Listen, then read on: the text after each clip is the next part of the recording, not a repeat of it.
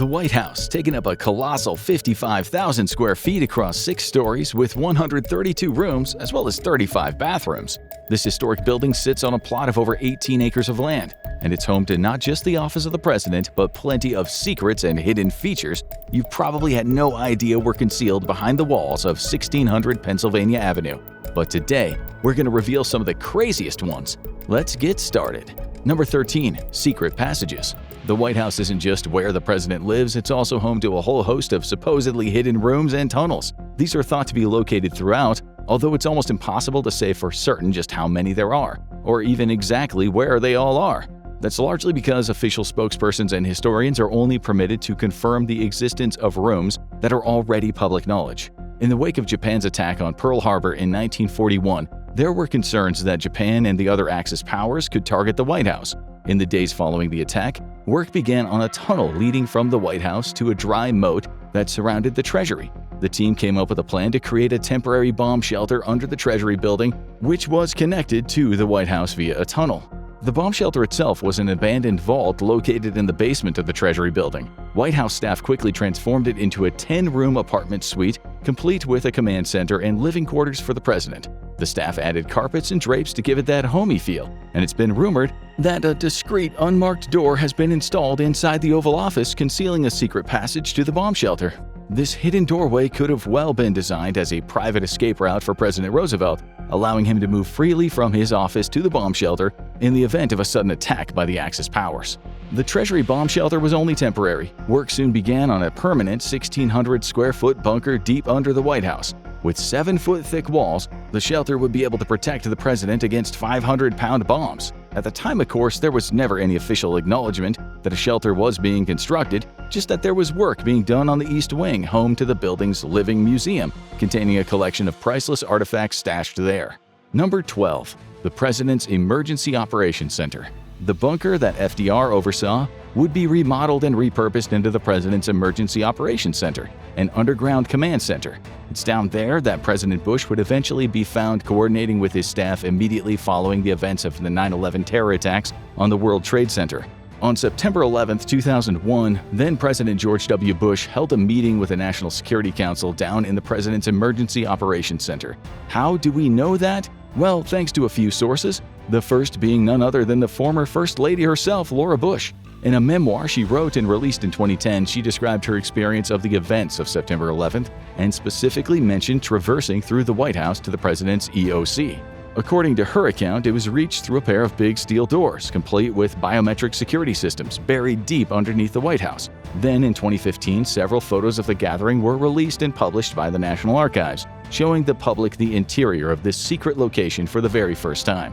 As far as hidden rooms go, the President's Emergency Operations Center is hardly a secret, but we would wager the average Joe isn't going to have the security clearance to ever set foot in there. And it's not likely to ever be opened to the public either, so we're counting it.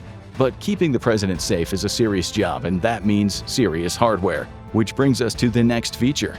Number 11. Secret security. The White House is not just a home, it's a fortress. A 13-foot-high fence stretches over 3,500 feet surrounding the perimeter. At first glance, it might look like a regular fence, but make no mistake, this is no ordinary barrier. It is the first line of defense. Pressure sensors silently monitor for any touch or attempts to climb it, while anti-climb technology, razor-sharp spikes to you and me, ensures no intruder gets far. It's not just about stopping people, it's about stopping them before they even start. What lies beyond the fence is even more impressive. An array of infrared cameras and motion sensors constantly scan the lawn day and night for the smallest hint of movement. You could tiptoe, crawl, or even try to vanish into the darkness, but you would still be caught. And that is before we mention the additional security details. Perched high on the White House roof, elite snipers maintain a constant vigil over everything in the area. But these aren't just any snipers. They are the United States Secret Service Counter-Sniper Team, a group of hand-picked marksmen known for their precision and their cool-headed decision-making in the most high-pressure scenarios. Armed with high-powered rifles, these sharpshooters don't just react, they are trained to anticipate threats. This ensures that any danger is neutralized long before it reaches the president or other high-ranking officials. But the snipers aren't the only layer of defense on the rooftops. The White House and nearby buildings are equipped with radar systems and surface-to-air missile units, creating a high-tech dome of protection around the White House. Number 10. The White House windows. And even if someone managed to breach these layers of defense and opened fire, they would face one of the White House's best-kept secrets: its 147 windows, each made from bulletproof glass so strong it could stop nearly anything, and they never open. In 2011, Oscar Ramiro Ortega Hernandez, paranoid the government was controlling his thoughts, decided to test the White House's defenses. Armed with a semi-automatic rifle and a tinfoil hat, he parked 2,300 feet away on Constitution Avenue and fired at least 8 shots, but not one single bullet penetrated the world's strongest glass.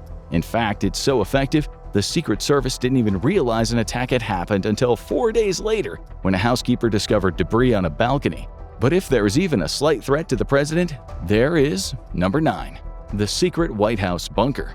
Now let's make one thing clear: this is a different bunker to the president's Emergency Operations Center. In 2010, a number of tall fences were erected outside the West Wing of the White House. There was clearly some kind of massive construction project going on, but official sources seem to be pretty evasive as to what exactly was being built.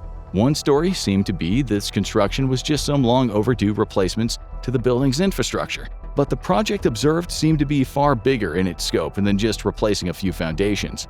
Then in 2018, a sinkhole opened up on the north lawn of the White House, revealing the previously unknown bunker. Reports suggested this was the deep underground command center, made of thick concrete walls capable of withstanding nuclear radiation. It's thought that it serves as a command center and living quarters, complete with a communication system, its own air supply, oxygen tanks, and food supplies. The only answer given was a vague one from an anonymous official speaking off the record who called it a security-related construction. Obviously, this led to questions, which inevitably gave way to rumor and conspiracy theories. According to some accounts, the presidential hidey hole is believed to be deep, deep underground to protect its occupants from the blast of a nuclear warhead. Naturally, whether it actually would be able to do so has not been tested, and it hopefully won't be. And of course, to get to the secret bunker, you need secret tunnels. Specifically, number 8, the Truman Tunnel. Back in the years following the Second World War, while America was under the administration of President Harry S. Truman, it might surprise you to learn that the White House was almost condemned. In 1948, the White House was deteriorating and showing signs of serious structural weakness. Officials quickly realized that the building was aging and close to collapsing. Hardly surprising, given that it had been over 140 years since the construction on the original building had finished. After engineers declared the White House as being structurally unsound and close to falling down, President Harry S. Truman and his family were forced out of the White House and relocated to the Blair House, also known as the President's Guest House, and also located in Washington, D.C. The state of the White House in the late 40s meant Truman had to allocate funds toward an extensive effort to renovate and restore the building. In a huge undertaking, an effort that wouldn't be completed until 1952, Truman had every part of the White House except its outer walls torn down and dismantled, with the interior being completely rebuilt and supported through the use of concrete and steel beams. But during the renovation project, work supposedly began on another new addition, the secret White House underground tunnel system. Work first began on the tunnels back in early 1950, while President Truman was still living at the Blair House. After all, the White House was undergoing a massive reconstruction effort, so why not add a brand new secret feature? A tunnel was constructed that connected between the West Wing and the East Wing, which also provided access to the bomb shelter that FDR had built only a few years prior. As for what could have motivated Truman to have a tunnel built under the White House, well, it might have had something to do with security concerns after an attack on him that very same year. In 1950, while Truman was still staying at the Blair House, a pair of Puerto Rican nationalists attempted to storm the building and kill the president. A short exchange of gunfire with police ensued, killing one of the attackers and leaving the White House police officer who shot him mortally wounded.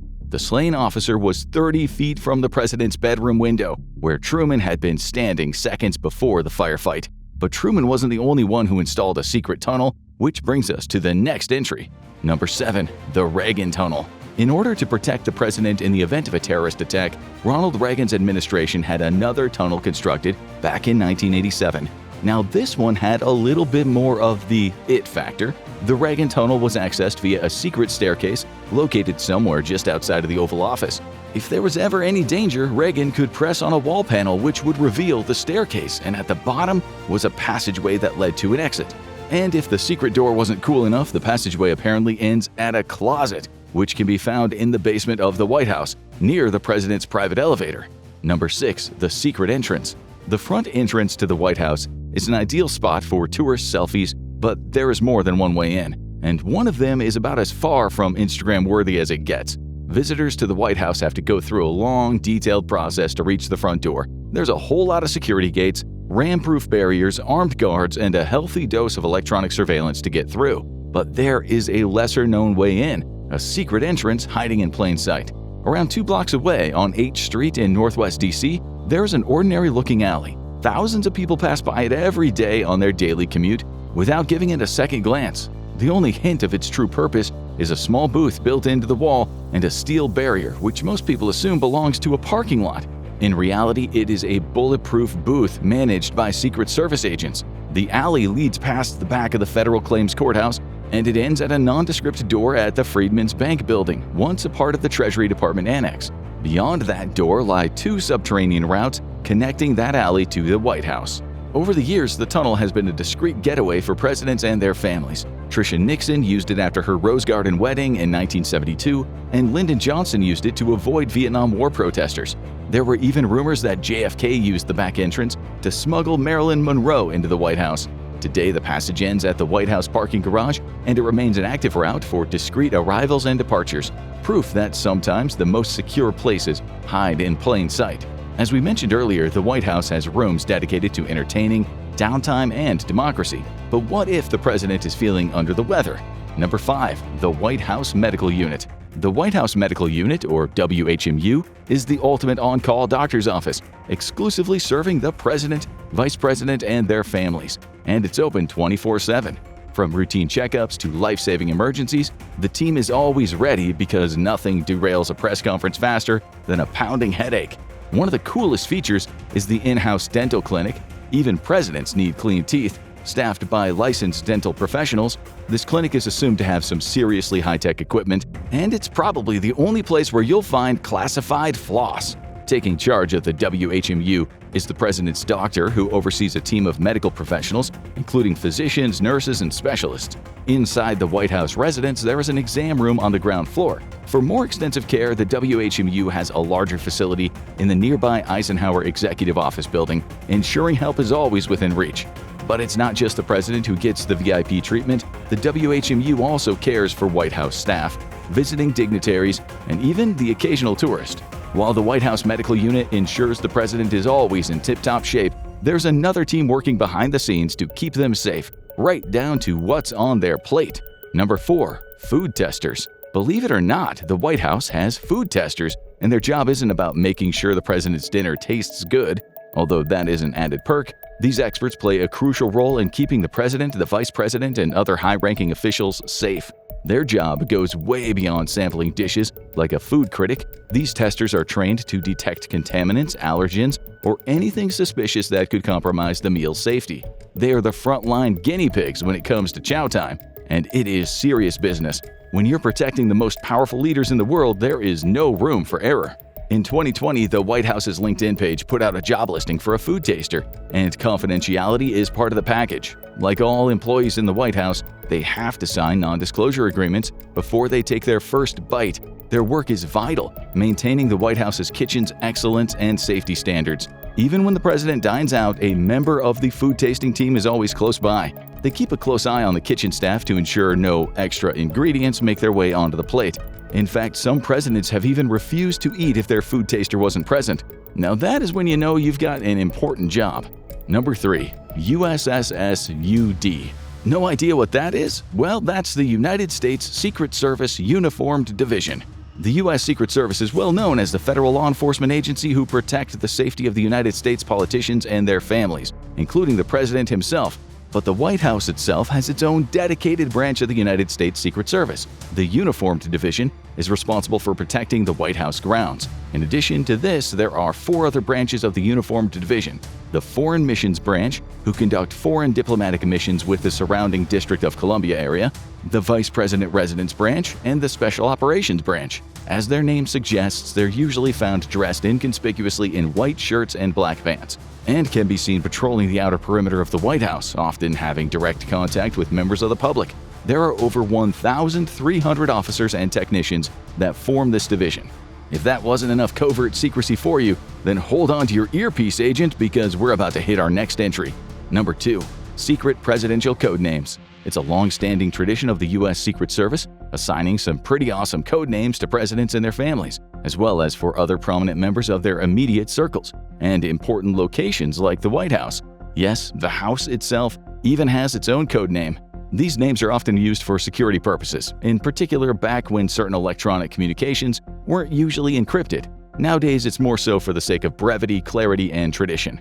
Strangely, the Secret Service doesn't actually choose these names. There's a list kept by the White House Communications Agency, and presidents are allowed to choose ones that resonate with them.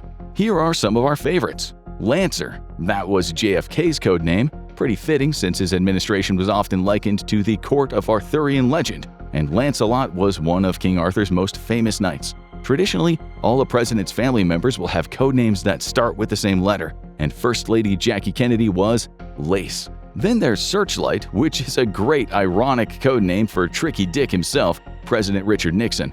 There's also Rawhide, the code name of Ronald Reagan, which could have been chosen in reference to his acting career, starring in several Western movies before becoming president. And in more recent years, we've had Renegade, President Barack Obama's code name. According to the Secret Service's protocol, code names need to be easy to pronounce and understandable to anyone over a radio or a phone, regardless of their native language.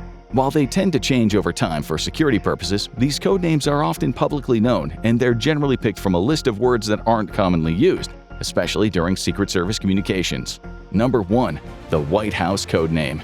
As we mentioned, the White House itself does have a code name of its own. Actually, it's got a few. The White House and the general grounds are fittingly referred to as the Castle. Meanwhile, the White House Communications Center is called the Crown, given that it's where most of the office spaces are in the White House. And then there's the White House Situation Room, the intelligence management complex on the ground floor of the West Wing, which the Secret Service call the Cement Mixer. Oh, and the White House Garage, which is known under the code name Carpet. In much the same way that the president's family's code names all begin with the same letter, all of those relating to the White House begin with C. Which of these secret White House features surprised you the most? Do you know any other hidden details? Let us know in the comments. Now go check out secret features of the Beast, President's Car, or click on this video instead.